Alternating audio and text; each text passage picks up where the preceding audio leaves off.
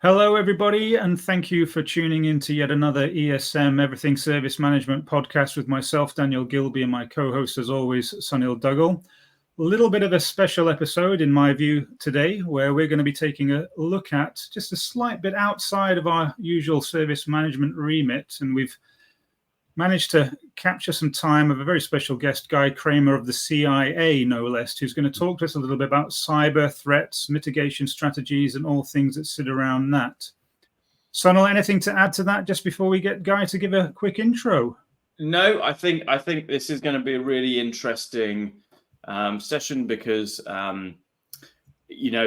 perhaps IT service management and cyber teams haven't necessarily existed in the same sphere, but maybe that might change moving forward. So I think, for our ITSM and ESM listeners, hopefully we'll get a feel for, this kind of things they need to be aware of, right? What's important to them, and, what do they need to be thinking about now and the future. So very excited.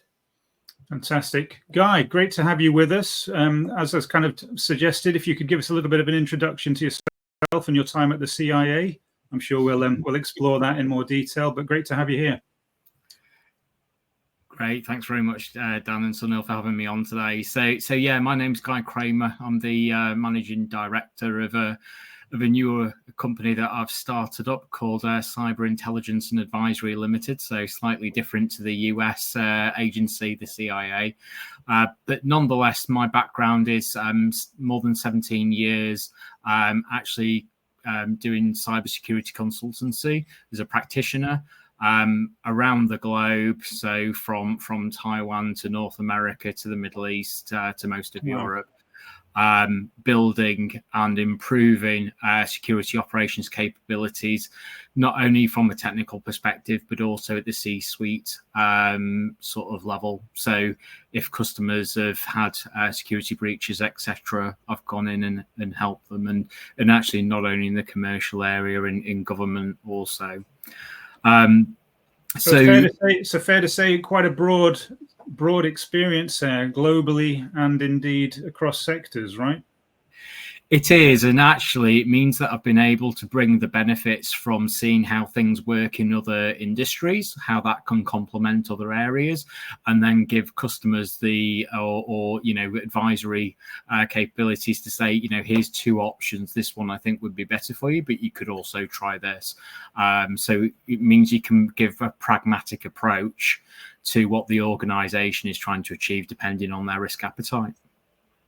Always looking at those outcomes. Fantastic stuff. So I know we spoke prior to doing this session, Guy, and I know one of the things that you're keen to kind of share with our audience, with our listeners, is some examples and some real world examples, sort of taking from your specific experience about who these cyber, and forgive me if I don't know the appropriate terms, who these attackers are, how organizations can help kind of prepare for that, and in a worst case scenario, maybe mitigate sort of onward damage control. Again, if that's not the right term, please let us know.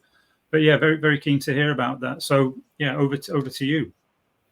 Yeah, certainly. So effectively, within modern corporate environments, ITSM systems are a must, right? To be able to manage the day-to-day running of organizations efficiently and effectively, to be able to automate some of those activities and liaise with different parts of the organization and act as the automated point of processes, etc., to get things to work together.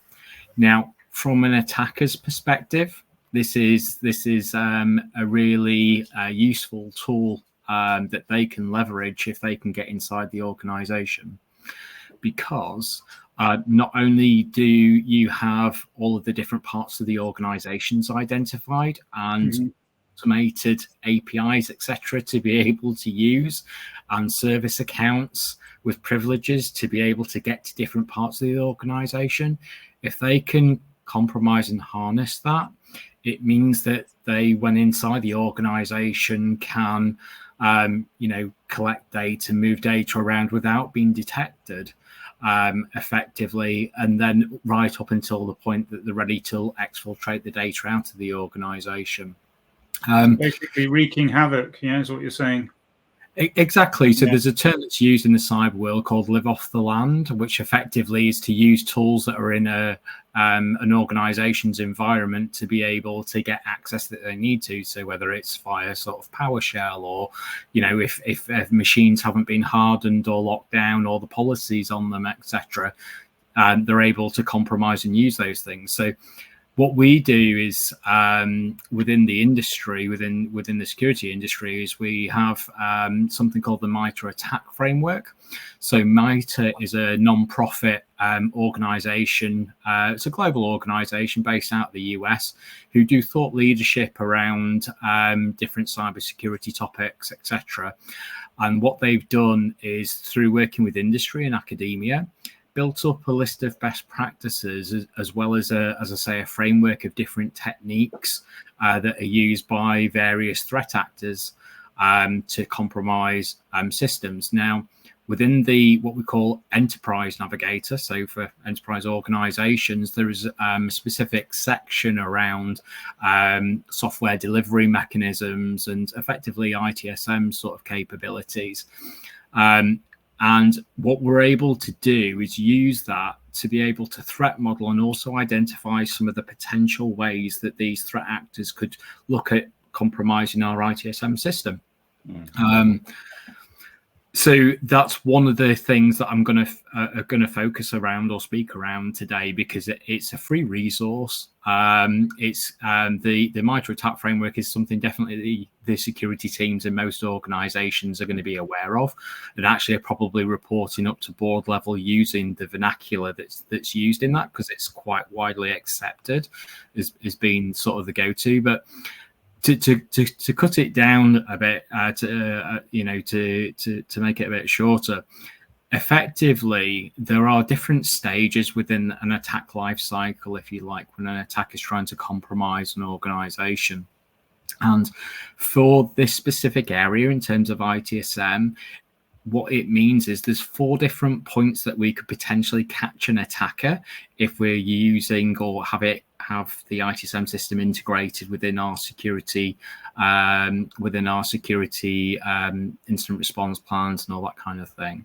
Right. And that comes down to the execution phase, persistence phase, so ensuring that they maintain a foothold within the organization, discovery, so being able to look and map across the whole of the network, etc., of the organization, and then also lateral movement. So that can be using the permissions of the service accounts to actually get onto systems and install things, in different parts of the organization. Guy, I have loads of questions. So can I so it's clear in my mind, and as perhaps a summary. So ITSM systems are of particular interest because they hold people data, organizational structure data, they hold data around systems, and they are often in some way an integration or a heavily integrated tool set. And just to add to that, I think as well, because they are so prevalent across organizations, being, as you said quite rightly, Guy, utilized for the day-to-day, a lot of the day-to-day activities. So there's that real sprawl around all, the touch points and things. And it's one of the things, it's one of the things that Sunil and I talk about quite often, is extending service management across the enterprise to get that enterprise service management capability. So touch points like HR, finance, facilities, you name it, beyond solely IT. I would imagine as a threat actor, well, again, that's the right term. Yeah, that would be very interesting, because, and I've done a bit of reading on this, that gives you that attack surface is much larger, right? Or yeah. So you're exactly right. I mean, to come back to some of your points there, you know, within ITSM, you're probably going to have a list of CIs, so assets, and identify, you know, which parts of the organization they're in, what software they're using, what operating system. That potentially knows which exploits I've got that I want to run against those systems. I can go directly to them without having to make a lot of noise, scanning the whole network and potentially be caught. Through to the point where if I know that actually what I'm after is maybe a patent or some research and development for a particular product or something, I can focus on people in that team and host users who would have access to that information. So yeah, and also, as you very rightly mentioned, you know, access to so many different areas. If somebody was to target an administrator of an ITSM system, you know, do we actually have the process and audit capabilities in place to track if that was to happen, how quickly we would catch that? Because obviously, you know, that could mean that they could get hold of some quite sensitive information, whether it's GDPR or PII related, publicly identifiable information related, which could be a compliance issue, or whether it's something else. Yeah, very interesting. So, and this might not be the right time for this question, but tell me if we cover it later. I would hazard a guess, the vast majority of commercial enterprises and a good portion of government, perhaps not sort of critical national infrastructure or defense, but the ITSM systems are SaaS. So delivered by a vendor on AWS in the vendor's own cloud or whatever it may be. Where does the responsibility sit for prevention of threat actors accessing the system in that situation? Asking an easy question there, Sunil. Well, I tell you what, if I'm the customer, I know the answer's not me, it's the SaaS vendor, right? But I wonder whether the SaaS vendor has a different point of view. Well, so it depends. It depends on the contracts and the service level agreements and operation, how you operate with the SaaS provider, right? So that's why it's incredibly important that when you're crafting those legal terms or providing those, you know, engaging in those relationships, that we're crystal clear on some of the things around it. So what I mean by that is they might provide, you know, SLAs around uptime of access to a potential system, but they might not cover, you know, misuse of somebody's account who's in there if they're not protecting the password, etc., or they're not using maybe I don't know, certain certificates, etc. So there is some onus on the customer as well, whether they realize that or not. One of the things that I am a big fan of is actually threat modeling. Now, a lot of people hear threat modeling and think of Stride and IRAM and other things, which are quite heavy frameworks. There is other lighter frameworks that you can use, and some organizations will have their own threat modeling framework. But actually, these are the best ways to identify, specific for a customer organization, what would happen if this occurred, you know, and sort of tabletop it almost through, because guaranteed for the customers and organizations that I've worked with, the ones who have done that to a certain extent, it doesn't need to be massively in depth to start off with, but they provide or perform better containment and eradication you know, methods when there has been an incident. And actually, unfortunately, you know, I am aware of and speaking to colleagues in security as well from various vendors, you know, there have been instances that these systems have been compromised previously, whether it's on-prem or whether it's SaaS. Is that like a fire drill, sort of doing a fire drill to prep things and make sure that everybody's kind of knows what to do in an instance of, or is that kind of before? This is more of a right. Let's model out a scenario and see what would actually happen if the worst, if it was done with malintent. So I would do it as a preventative measure, so ahead of time. And I would include people from different departments as well, if possible. So I know that people get stuck into the day job, but actually having maybe maybe an ITSM expert, maybe with somebody alongside from security. So when an ITSM expert says this is how this works, the security person can say, oh, okay, well, we get these logs, so we would be able to pick this up if you send us logs with this like code in it, for example, this audit entry.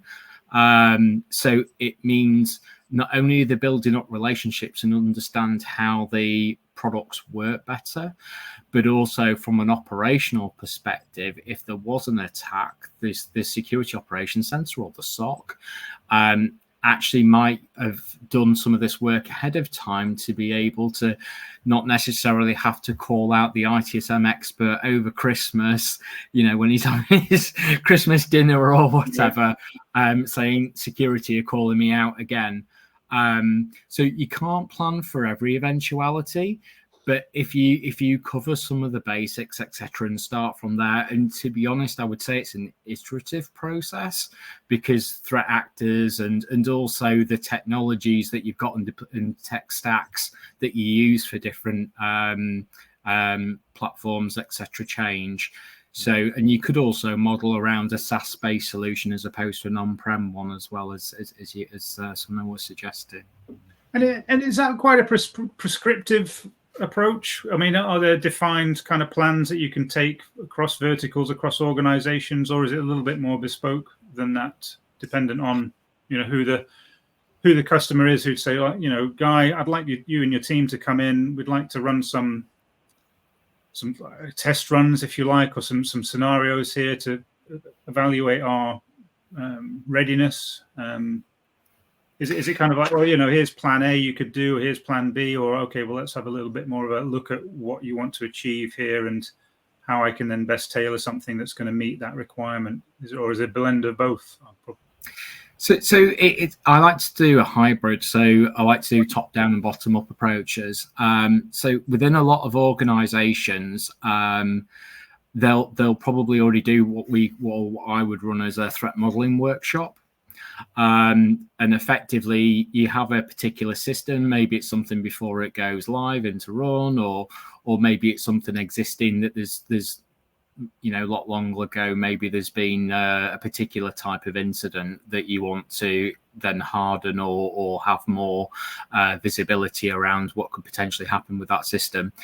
And I would say that from the compliance portion or risk portion of the customer's organization, if they don't have any mandated, this is the framework that you need to use for doing your risk analysis, then there is some really nice, lightweight, easy to use things.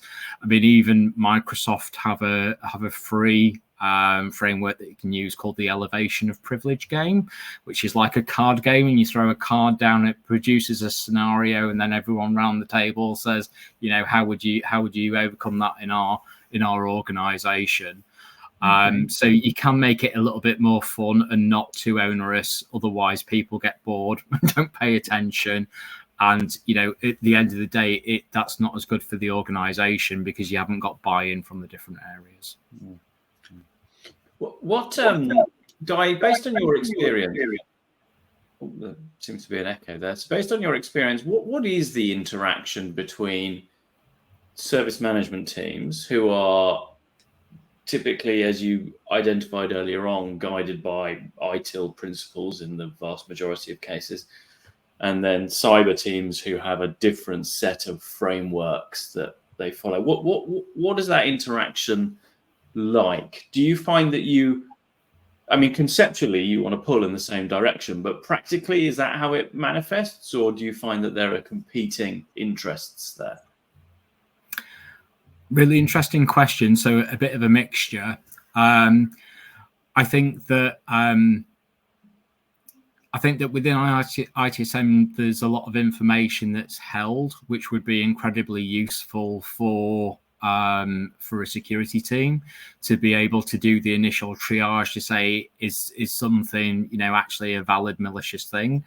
And then we look at integrations between ITSM systems and technology such as SOAR, so security orchestration and response, etc., as SIM, so security intelligence and event management systems, incident and event management systems. So we look at integrations there, but then we seem to get where the security team needs to have their own segregated system to do their analysis in case we are talking about something like an insider threat. So people inside an organization shouldn't necessarily see that we're investigating or who the security team are investigating.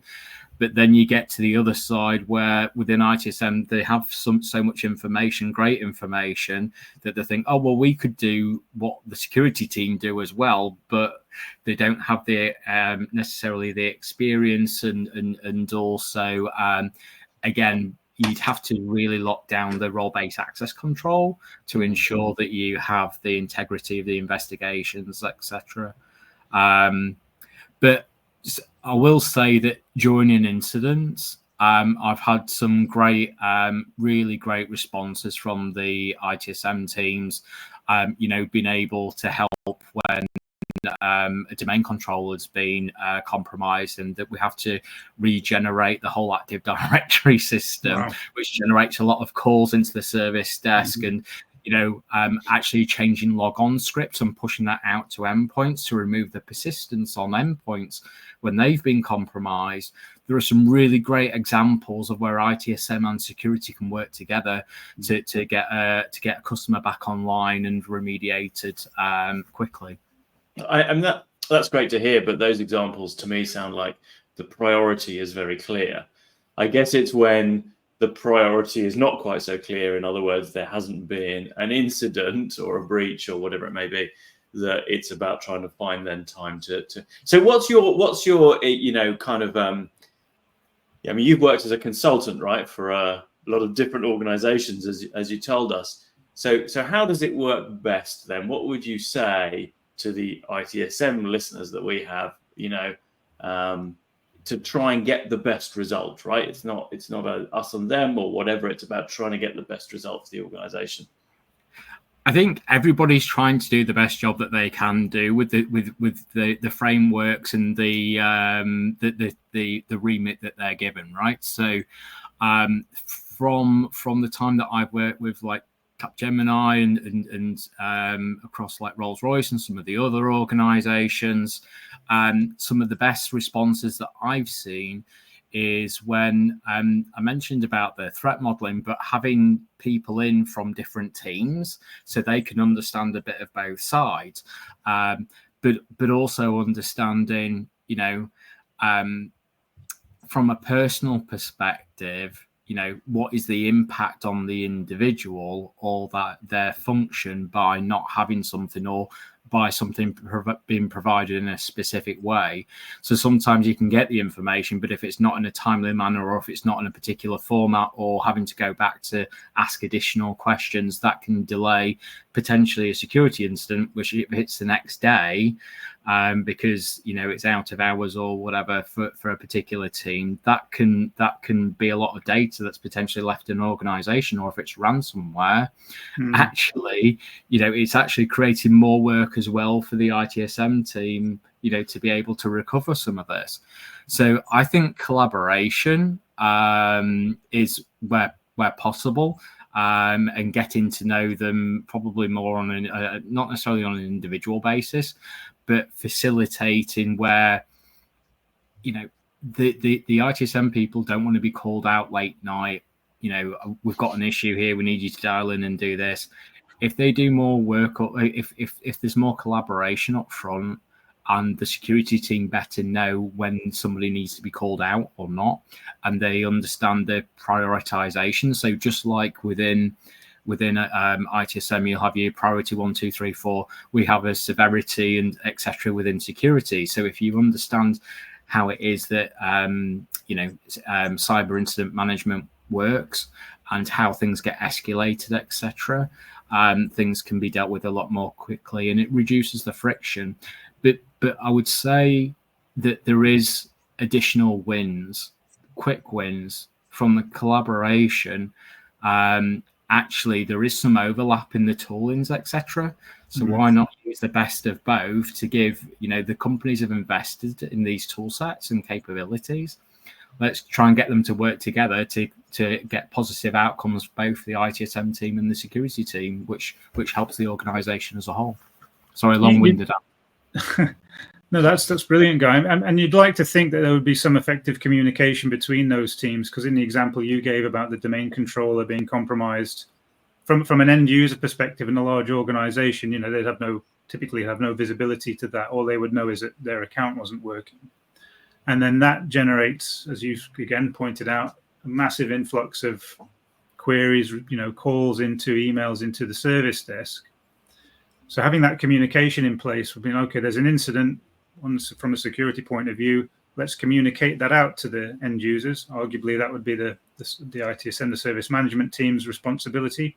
Most typically, getting ahead of all of that can then sort of stem things and keep those teams available to assist the security team or do whatever needed to be done as part of the playbook or whatever activities they've kind of got written down or in place to address said issue, right? So the takeaway I'm taking from that is collaboration and communication, right? Establish those links between those teams and have an understanding of what each other does and how you can support each other going forwards. No, really good. Exactly that, Dan, because the last thing, if there is a lack of communication, you don't want end users calling up a service desk saying, and then being told potentially that there's something wrong. It might potentially, it could be a cyber incident because it's affecting so many people, because it creates rumors start, and then also that could be leaked out to other places. I mean, for an example, something recent, most people have heard what happened with CrowdStrike recently when they sent out an update to some of the endpoint agents. Now, that wasn't a cyber incident, but actually it could have been. And so that would have been, I guess you mentioned about a fire drill, that would have been a real fire drill for them, because of how the impact of, as part of the supply chain, how many endpoints had that agent on it. So having to deal with all the calls coming into the service desk saying, I've got an issue, this won't boot up, I need this up and running because it's critical, business critical, etc. And then the security team trying to work out, is it something specific to their organization? Is it something specific to that business unit? Is it something specific to that operating system, etc.? And then also having to liaise with the different vendors to troubleshoot that. Yeah, it makes me think of, so you talked about CrowdStrike, but actually this makes me think of the WannaCry. You're showing your age now, Sunil. Yeah, a little bit, yeah. But there was such a massive impact on so many, particularly public sector healthcare organisations, that actually that prompted quite a number of organisations to look at their IT service management tooling and do something about it, because you talked about obviously massive influx of calls into a service desk, for example, but often what organizations that I've spoken to and have used that as a transformation boost, let's say, one of the issues was that they didn't know what laptops people had. So it's great that you're calling me saying your laptop's working, but on the service desk, I have no idea what you've got, what software's on it. So, we have examples where, organizations were unable to broadcast, right? That there is because they didn't have the tooling in place to facilitate that broadcast. They had no major incident management process and no tooling to support a major incident management process. So you end up with teams of people doing their best, but really not probably as efficiently or as effectively as they could be. So there's a couple of really good examples, right, of how these two functions within the business have to get together and, work together really closely. Mm-hmm. And that's often the case, isn't it, where you'll get something, happen, something will happen that acts as that catalyst for change. Two great examples there. CrowdStrike, they've reportedly looked at their processes for testing ahead of release, instead of the dev there saying, we'll test it in production, ha ha ha. And then, the WannaCry to the examples you just given, Sunil. Guy, so I guess just sort of conscious, we've had a really great conversation to this point, sort of 30 minutes in now, Guy. Any kind of closing comments around what organizations might do out there to prepare, to mitigate? What kind of activities should they be thinking about to help them preemptively avoid, a malicious event occurring? Can I ask one question before you answer that, Guy, if I may? Right, that is a great closing curveball. There's a curveball. But I want to know who these threat actors are. Oh, that's a really good question. Yeah. So and I probably have a good idea, right? But it's interesting to hear from you. Organizations, name names, Guy. We want names. Individuals. I mean, So what we would call attribution, which is who is the actual organization behind some of these attacks. Attribution is something that's quite hard to do. There are particular indicators, so we would say indicators of compromise, which tend to track to specific groups. But there has been allegedly certain things by the Chinese government. There are also potentially crime gangs, as well as you mentioned about some of the hacktivists and also criminal gangs in terms of WannaCry and ransomware, etc. So it is really the gambit from nation state threat actors, so actual government entities that are trying to do stuff, through to more commodity sort of criminal gangs, etc. And that's why when customers say, nobody wants to target us, it's not necessarily that they're intentionally targeting you, that you can be impacted by this. Right.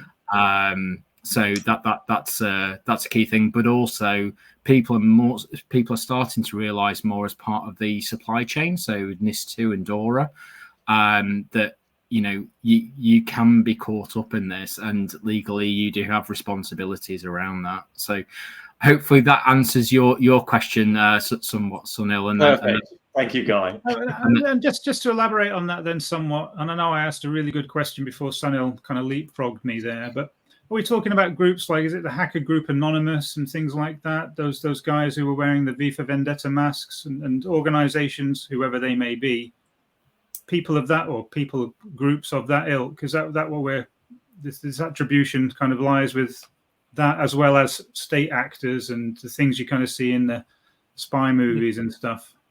Yeah, so Anonymous is quite a well-known hacktivist group.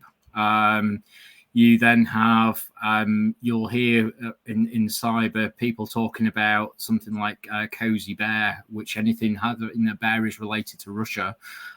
You then have other entities that are related to like PRC, which is the People's Republic of China, which is part of a unit within the army within the Chinese government. So yes, those kind of and obviously the level of maturity and skill set changes depending on whether it is somebody who's nation state, who probably has more skills and probably has bigger pockets to be able to more resources behind them, compared to maybe something that's more commodity and is ransomware. Right. But just going back to your question, Dan, in terms of what can customers do. So I don't want this to sound like that I'm a major downer on ITSM tools. I'm not. They are. That's our job, Guy. They are really needed to carry out business functions and capabilities. What I am saying is, let's just threat model it correctly to ensure that we're giving it the correct level of priority that it deserves and doing things in the right way. So I would say threat modeling is a key one that we should be doing. I would say that using best practices around account and access management, so ensure that we're using separate admin accounts when we should be, and that service accounts are logged correctly, so we can identify if something different is being done with the accounts. But I think that let's not be afraid of security, because actually what I consider security is there for is a bit like the German performance car manufacturer. So there's a specific manufacturer beginning with P where they have something where the 0 to 60 time, has to be quick because it's a performance car. But actually their philosophy is that there's 60 to 0 must be the same time or less as the 0 to 60. And the reason behind that is that you want to innovate, you want to go fast, you want to go at speed. But it's important that if you get yourself in trouble, that you have the precision and accuracy to stop quicker than you can get into trouble. And that's where I think security can be more of a bodyguard for innovation as opposed to a stopper or a blocker. So that's really interesting, and thank you, Guy. For the listeners out there, if you'd like to hazard a guess as to which car manufacturer Guy is referencing there, German car manufacturer, begins with P. Leave a comment, let us know your thoughts. I'm going with Volkswagen. Guy, fantastic to speak with you. Thank you very much for your time today. For the listeners, Guy, I think you said you were going to share some details around some of the things you talked about, like the MITRE framework, and some other links. We'll pop those in the description. Listeners, if you've got any feedback or comments or you'd like to hear more on this topic, please do let us know. If you'd like to find out more about cybersecurity and how Guy can help you, please do reach out to him. It's Guy Kramer at the CIAUK.ltd. Thanks very much, everybody. See you next time. Thank you, Guy. Thank you all. Thanks for having me.